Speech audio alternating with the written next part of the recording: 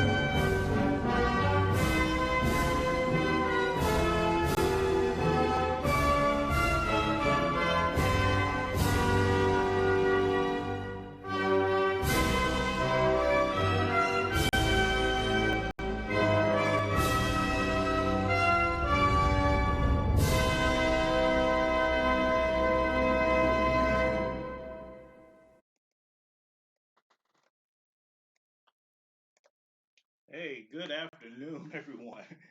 Welcome to the new. I'm your host, Randy Perm.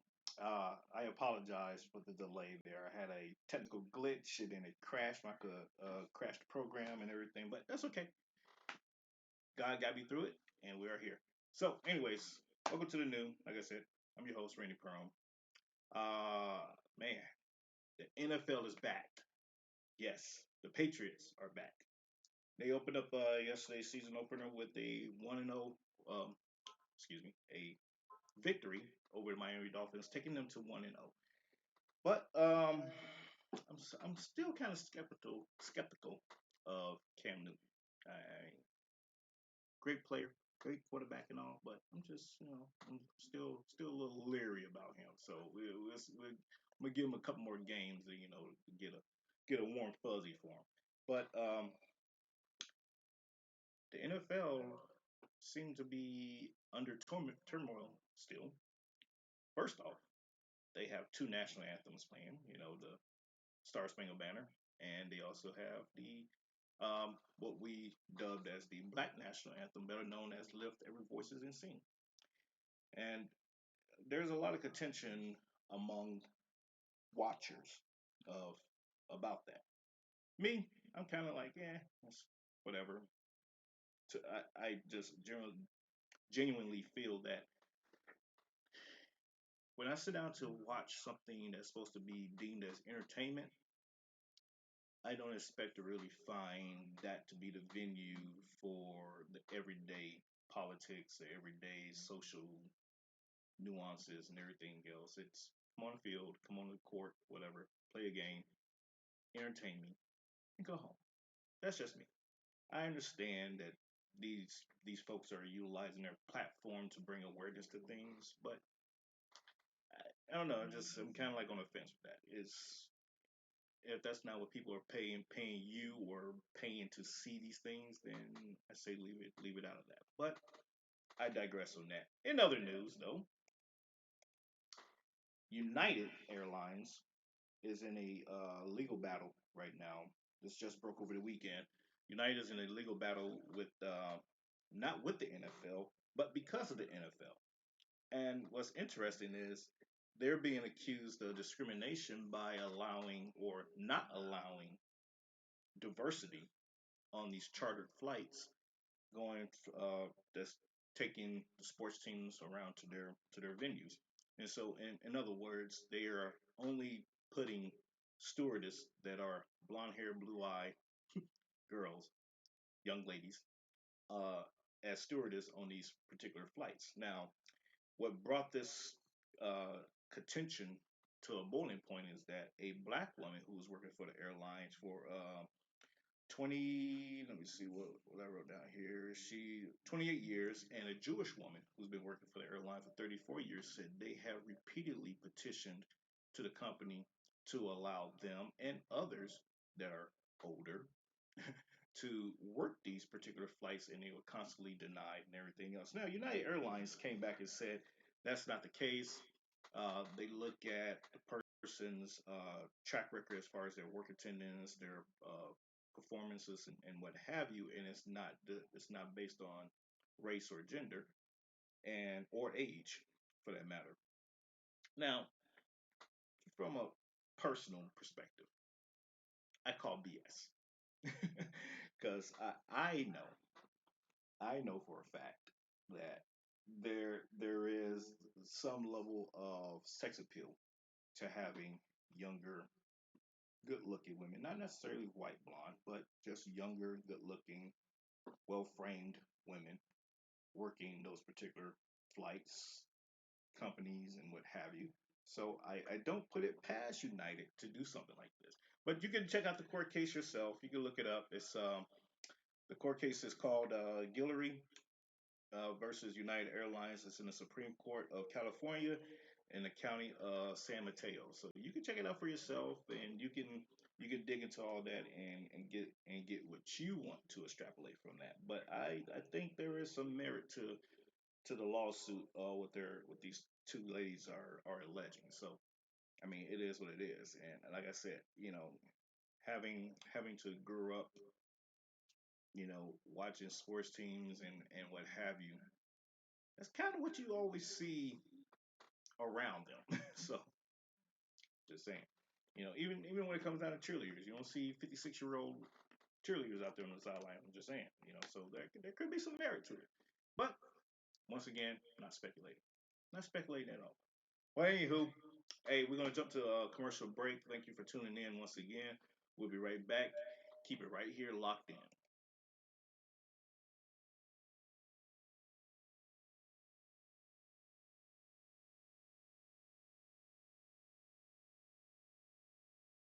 You are listening to the Exceptional Conservative Network. For more information, go to www.theexceptionalconservativeshow.com.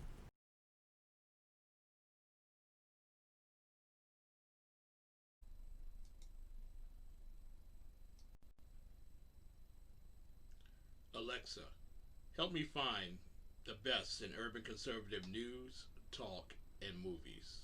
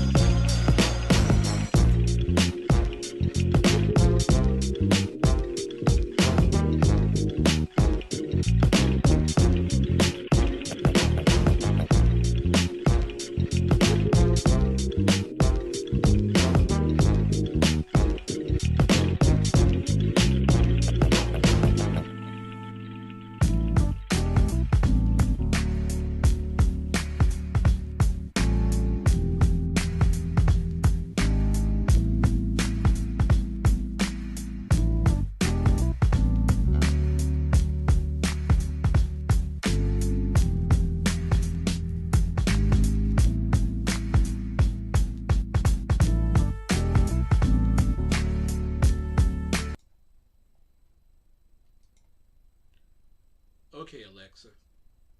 We found it.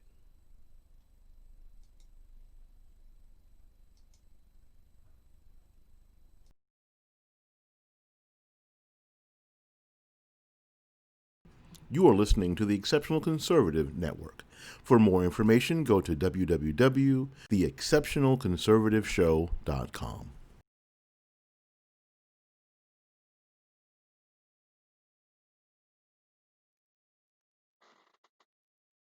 If you're looking for blacksmith working to be done, check out the Old Emerald Coast Forge, veteran owned and operated out in Louisiana. You can check out their Facebook page, Old Emerald Coast Forge, on Facebook, or you can check out their Instagram at Old Emerald Coast Forge. They do all sorts of blacksmith work from making personal knives, swords, kitchen knives, or even railings for your yard or in your the interior of your house. So once again, check out Old Emerald Coast Forge, veteran owned and operated out in Louisiana, and you can check out their Facebook page titled Old Emerald Coast Forge.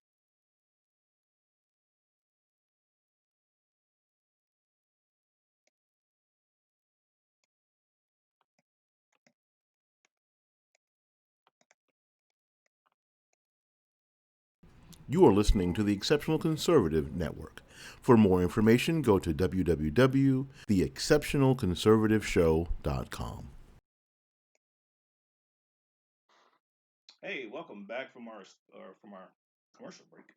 Um, with the elections coming up, there are still people having a conversation about the Electoral College, and it's really baffling because this is like basic stuff that we should already know by now. I mean, I don't know, I don't get it because I say that because when we look at from a historical perspective, just going back to 2008 election, 2016 election, even let's go back even further, 2000 election, Bush Gore. People are like still hung up on the popular vote, thinking that that should capture or clinch a presidency. When we already know throughout history that just is not the case. That's not how this works. That's why we have the Electoral College to provide that balance between the 50 states and DC. So I don't know why I have to beat a dead horse, but I'm a give you this tutorial, if you will. It's a TED talk, so stay tuned and check it out.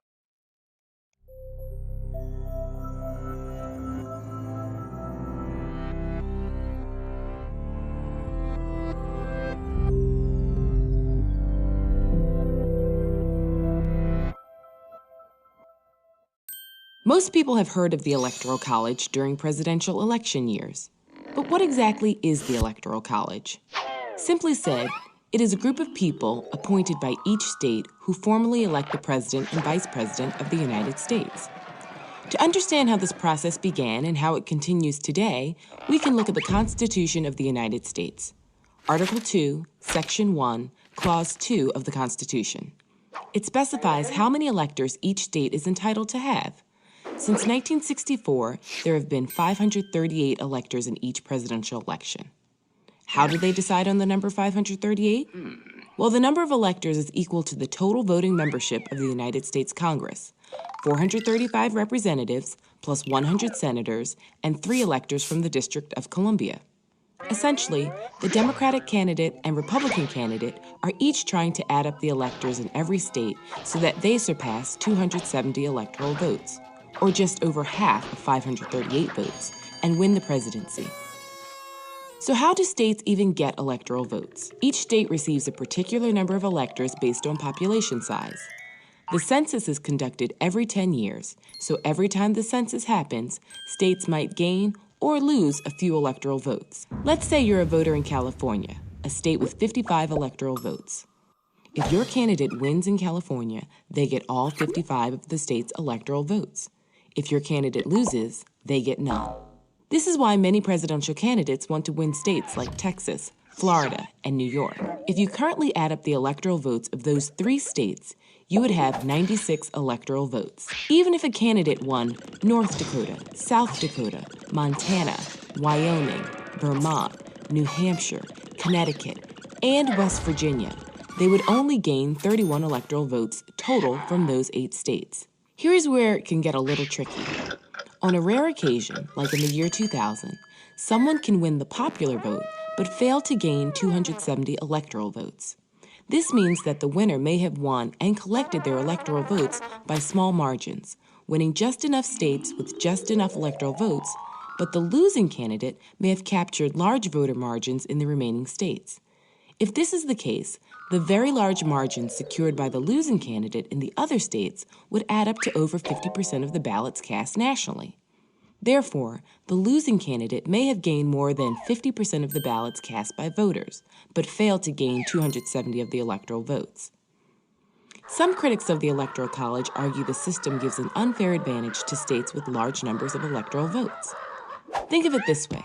It is possible for a candidate to not get a single person's vote, not one vote, in 39 states or the District of Columbia, yet be elected president by winning the popular vote in just 11 of these 12 states: California, New York, Texas, Florida, Pennsylvania, Illinois, Ohio, Michigan, New Jersey, North Carolina, Georgia, or Virginia. This is why both parties pay attention to these states. However, others argue that the Electoral College protects small states such as Rhode Island, Vermont, and New Hampshire, and even geographically large states with small populations, like Alaska, Wyoming, and the Dakotas. That's because a candidate can't completely ignore small states, because in a close election, every electoral vote counts. There are certain states that have a long history of voting for a particular party. These are known as safe states. For the past 4 election cycles, in 1996, 2000, 2004, and 2008, Democrats could count on states like Oregon, Maryland, Michigan, and Massachusetts, whereas the Republicans could count on states like Mississippi, Alabama, Kansas, and Idaho. States that are teetering between parties are called swing states. In the past 4 election cycles, Ohio and Florida have been swing states, twice providing electoral votes for a Democratic candidate and twice providing electoral votes for a Republican candidate. Think about it. Do you live in a safe state? If so, is it a Democratic or Republican safe state? Do you live in a swing state? Are your neighboring states swing or safe? Is the population in your state increasing or decreasing? And do not forget, when you're watching the electoral returns on election night every 4 years and the big map of the United States is on the screen, know that the magic number is 270 and start adding.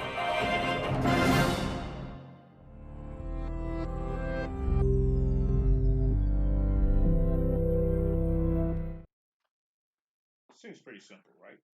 I would think so, but I digress. So, currently in this election cycle, we're seeing that the campaigning is currently going on with President Trump. Not so much President Biden, Vice former Vice President Joe Biden. Not so much with him. He's here and there, but the focal points are on the swing states, and the swing states being for this, like I said, this election cycle will be with Wisconsin, Iowa, Michigan, Minnesota, Pennsylvania, Florida, New Hampshire, Missouri, Arkansas, Tennessee, Ohio, and West Virginia. And so it's pinnacle and key that these candidates hit these states to convey to voters why they should vote for them.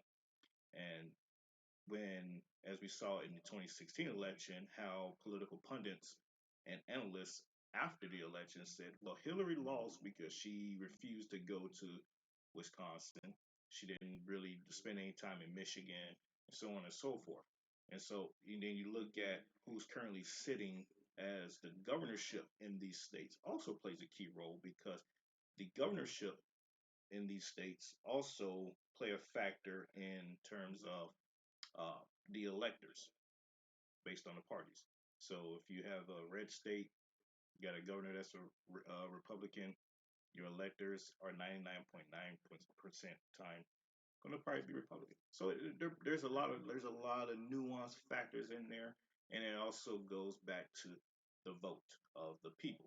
The people, when they vote that night and they tally up those votes, They look at, okay, you got all of, let's just say Chicago, all of Chicago, Cook County, but this is by county now.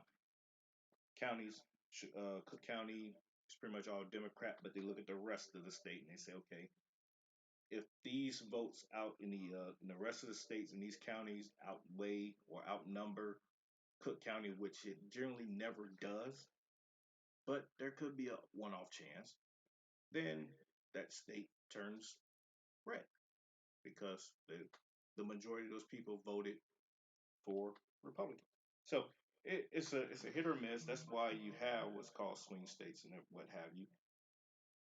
The same population of people that voted in 2008, 2012, and 2016 will also be voting in 2020, ladies and gentlemen. Believe it or not. So to think that there's this new paradigm shift of people that got magically brought into the world or into the United States and they're voting and they re-elected Donald Trump again is majority of Republicans. It's not necessarily the case. You have Democrats, you have independents in these swing states that say, I'm not feeling Joe Biden, and they vote for Donald Trump. It happens. So regardless of whether how you're registered as a voter, when it comes to the general election, it is what it is. You have all of the candidates and you go for what you know. So I just wanted to share that with you all because to this very day, we're still having this discussion, and I just don't understand as to why we're still having this discussion when this is basic uh, civics 101, and I get it. The folks that are now becoming the voting age, 18, 19, 20-year olds, that bracket of kids that are voting, they may not have gotten that in school. I got that. But I'm speaking to the audience that are my age group in the 40s that don't understand this stuff still. Why? I'm not dinging at you, but why? This is anyways. So folks, hey, get out there and and make smart of yourself on these issues. James Madison points out in the Federalist Papers that it is the responsibility of the citizenry to be informed, to be educated and informed on these matters. This is why we are a republic, because they also realized or recognized that you have a population of people who are just simply too ignorant to do these things on a day-to-day basis and what have you. So they established the representation system where we go out and vote for people who are allegedly smarter than us to handle these things on a day-to-day basis. But nonetheless, it is still our responsibility to be in the know, to understand what it is that they're doing, how it works, and everything else. We may not personally just have the time or the inkling or the digestive system to deal with it, but we understand it and we know it. And that is the point that James Madison pointed out in the Federalist Papers. I believe it was numbers 45 and 68, something to that nature. So, anyways, folks, we're going to jump to our extended break now. Stay tuned. We'll be back here in a few minutes.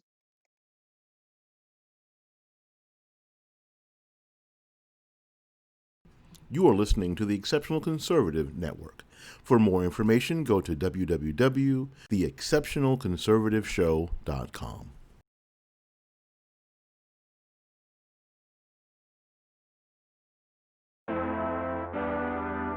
Whoa, whoa, yeah.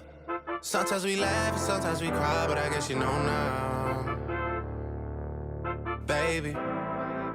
I took a half and she took the whole thing. Slow down, baby.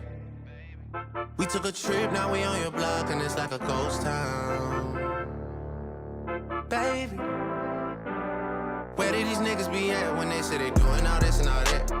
Tired of beefing you bums, you can't even pay me enough to react. Been waking up in the crib and sometimes I don't even know where I'm at. Please don't don't pay that nigga songs in this party, I can't even listen to that. Anytime that I run into somebody, it must be a victory lap. Ayy, shawty come sit on my lap. Ayy, they saying Drizzy just snap. This in between us is not like a store, this isn't a closable gap. Ayy, I see some niggas attack and don't end up making it back. I know that they at the crib going crazy down bad. What they had didn't last, damn baby. Sometimes we laugh and sometimes we cry, but I guess you know now, baby. I took a half and she took the whole thing. Slow down, baby. We took a trip, now we on your block and it's like a ghost town, baby. Where did these niggas be at when they say they doing all this and all that? I'm in the trenches, relax. Can you not pet that little boy in the club? Cause we do not listen to rest. We in Atlanta, I buy her wig. She telling me Tay is the best. Point at the nigga who act like a killer, but you only one from the net. I'm like the baby, I'm not just a rapper. You play with me, you gon' get stretched. Bring Drake to the hood. Surround Drake around Drakes. Even though I got a case, I'ma do what it take. And I never been embraced, and the money's hard to make, so I bet they on their face right now. I know that they at the crib going crazy down bad. What they had didn't last, damn baby. Sometimes we laugh and sometimes we cry, but I guess you know now, baby. I took a half and she took the whole thing. Slow down, baby. We took a trip, now we on your block and it's like a ghost town, baby. Where did these niggas be at when they say they doing all this and all that? When he tell the story, that's not how it went. No, they be lying 100%. Moved out of the risk and forgot about the bend. Now they just call me to tell me come get it. Now that boy off and I don't want no credit. If it was me, they wouldn't regret it. Left me for dead and now they won't dead it. Yeah. Heart is still beating, my niggas still eating. Backyard it look like the garden eating. Pillow talk with him, she spilling the tea. And then shawty came back and said she didn't mean it. It's hard to believe it. I know that they at the crib going crazy down bad. What they had didn't last, damn baby. Sometimes we laugh and sometimes we cry, but I guess you know now, baby. I took a half and she took the whole thing. Slow down, baby. We took a trip, now we on your block and it's like a ghost town, baby. Where do these niggas be at when they say they doing all this and all that?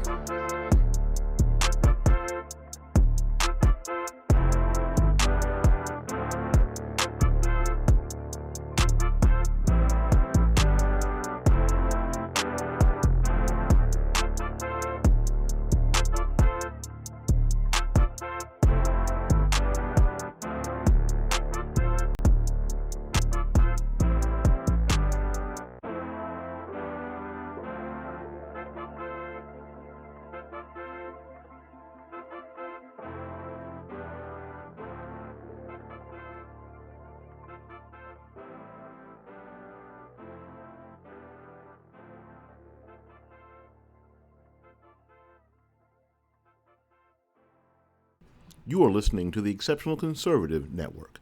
For more information, go to www.theexceptionalconservativeshow.com.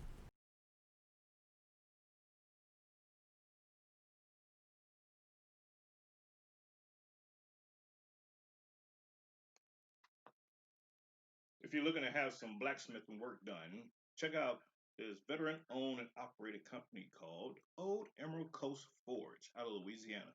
You can check out their Facebook page, Old Emerald Coast Forge, and you can look at the variety of items that they have that they make, custom make, from knives, kitchen knives, swords for cosplay, banners, rails for your interior or exterior of your home, and other trinkets and items that you might want to have custom made through blacksmithing. Once again, that is the Old Emerald Coast Forge on Facebook. You can check out their Facebook page, or you can check them out on Instagram at Old Emerald Coast Forge.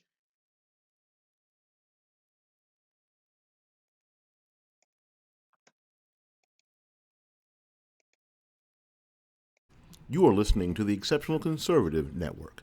For more information, go to www.theexceptionalconservativeshow.com. Hey, welcome back from our extended break. That was Drake with Laugh Now, Cry Later. So there is a little nefarious theme behind that one. But to my haters, you're welcome. Anyways, so I wanna spend the next few minutes discussing something very, very near and dear to my heart. And that is this idea, this this social unrest that we're seeing right now. And I would tell you that it's become a quite a contentious thing uh, over the last few months since what March that we've been seeing this. And I posed a simple question a while back, and I revisited it again uh, a few days ago. And in my course that I'm currently taking, my instructor even asked me the same. He asked me a question about how do we, as a nation, get over this division that we have and move forward as a united nation or a united country? You can't. You won't. We won't. We can't. And it's quite simple. We don't want to because it doesn't pay. And I say that because you think about this. Let me put it into perspective for the local mind. You have a business, whether it's a nonprofit, for profit, whatever the case may be. You have a business where you're, say, providing a service to a community, being a mortician.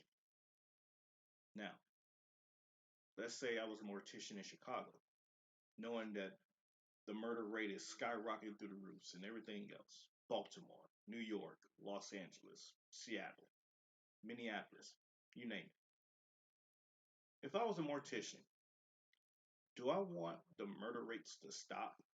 Yeah, in the back of my mind, I'm like, okay, it's a little out of hand, but if we was to solve this astronomical number of killings, I'll probably be out of business.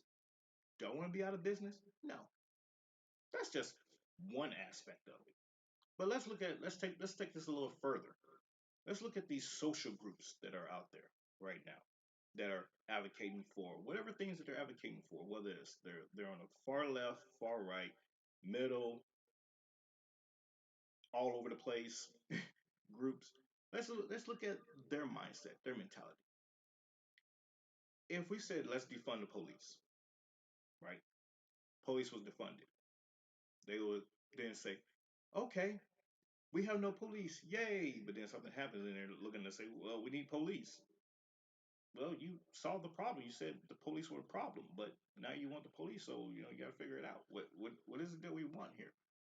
Do we really want to defund the police, or are you looking for some sort of police reform or whatever the case, whatever argument that you want to bring about police?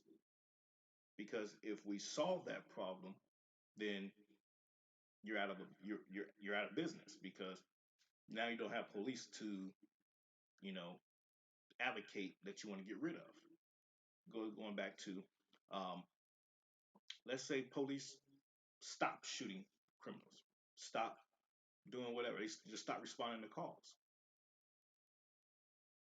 Will people still have this gripe session about something towards police? No. Then these businesses or these organizations will then uh, go away because they're not getting paid anymore to advocate for these things. And I look at situations like the police brutalities with or I ain't gonna say police brutalities, but these police versus black people involved cases because they're not necessarily brutality or anything else. And you have people like Benjamin Crump, who's a lawyer, a civil rights attorney, who comes popping up on the scene and he covers just about every single case that's involving police and black people, right? Let's say all these cases did not exist. Would he have a job? Likely not. So I say all that to say this. History, folks. Now, Booker T. Washington touched on this 100 years ago. Folks, I can't make this stuff up. I promise you. There is a class of colored people, and I would strike through colored people. There is a class of people who make a business of keeping the troubles, the wrongs, and the hardships of people before the public. Having learned that they are able to make a living out of the troubles, they have grown into the settled habit of advertising their wrongs, partly because they want sympathy, and partly because it pays. Some of these people do not want the Negro or people to lose these grievances because they don't want to lose their jobs. Folks, I hold these things to be true and self-evident. If we if we answered the call to every social ill in America, and we said, okay, homelessness, here's a fix. We're gonna take all this empty land and we're gonna build houses on it for the homeless. Now, every homeless advocacy group would be out of business. If we said, okay, the United States has now abolished abortion, we would have eliminated probably a good third of jobs associated around abortions. Clinics, doctors, nurses, practitioners, counselors, you name it. We would have eliminated that. If we talk about, um, let me see, what other social ills out there that's going on right now? And you get the point. You get what I'm saying? If we actually fixed the problems that we advocate about, then we wouldn't have a job.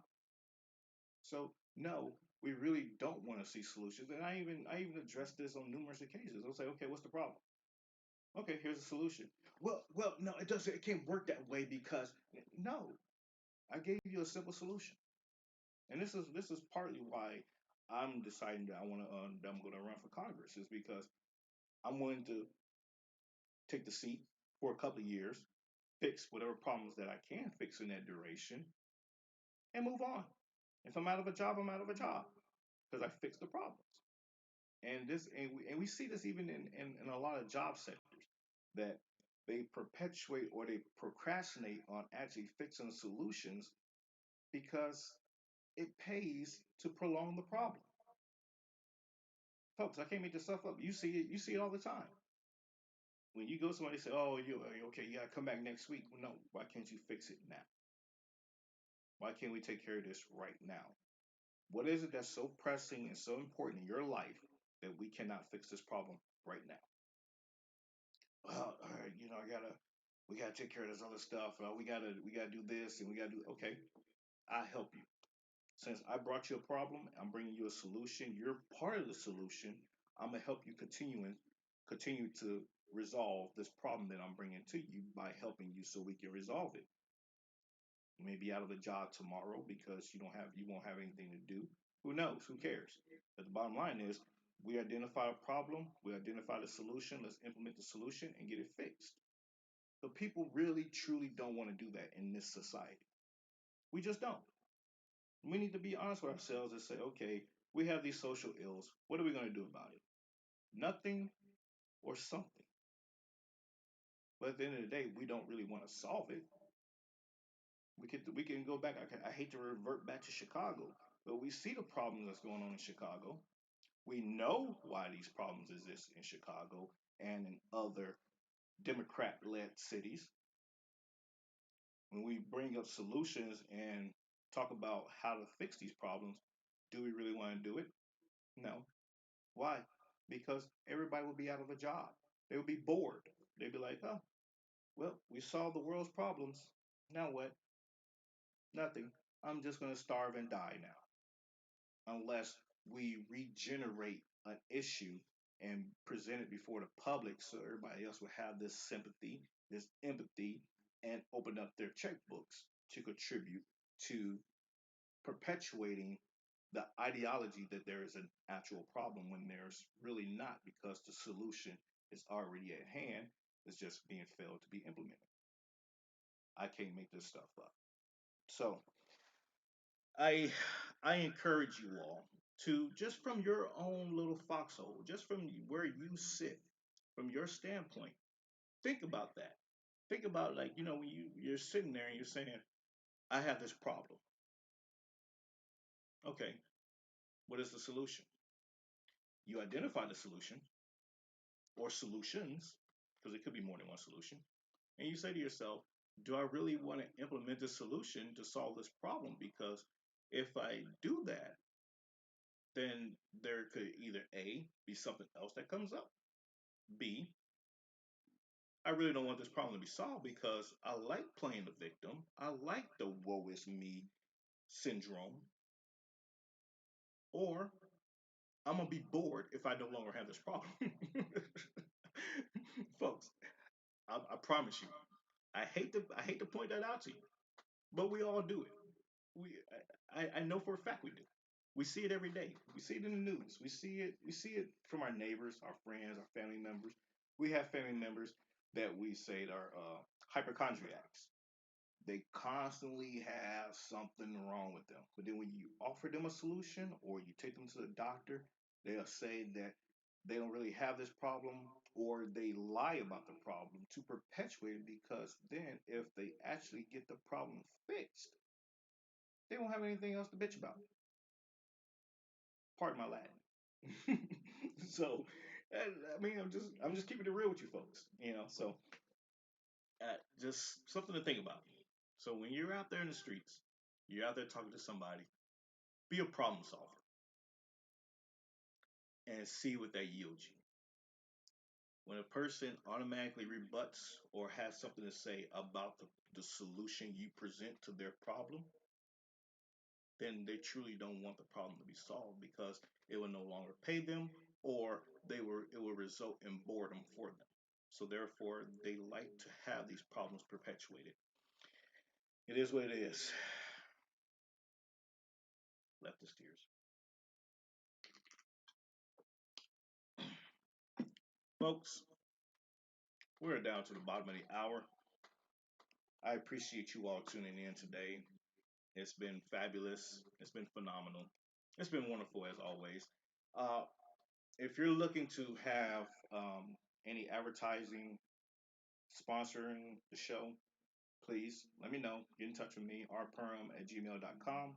You can cash at me, $ rperm4us. Same thing with PayPal, rperm for US. If you want to contribute to the show, if you want to, like I said, advertise, be a guest on the show even. Mondays and Fridays at 12 p.m. Love to have you on. We can talk about whatever you like. It does not matter to me. I don't care what political spectrum you reside in. I would talk to any and everybody about any and everything. I just ask that you let me know ahead of time what it is that we're going to discuss, so I can be mentally prepared for the O. But anyways, now seriously, if you want to be a guest on the show, more than welcome, more than happy to have you on. If you want to advertise, just as you've seen throughout the show, more than welcome to do so as well.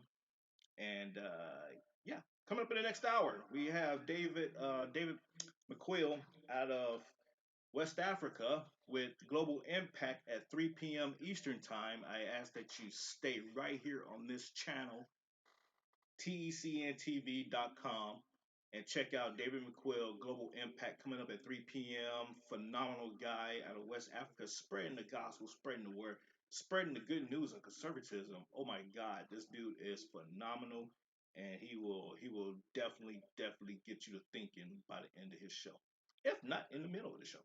So once again, we will talk to you all on Friday, God willing. And God bless you all. Take care. Thank you for tuning in once again. And we will see you all on Friday.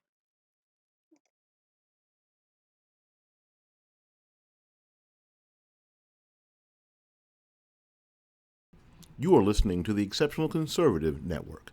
For more information, go to www.theexceptionalconservativeshow.com.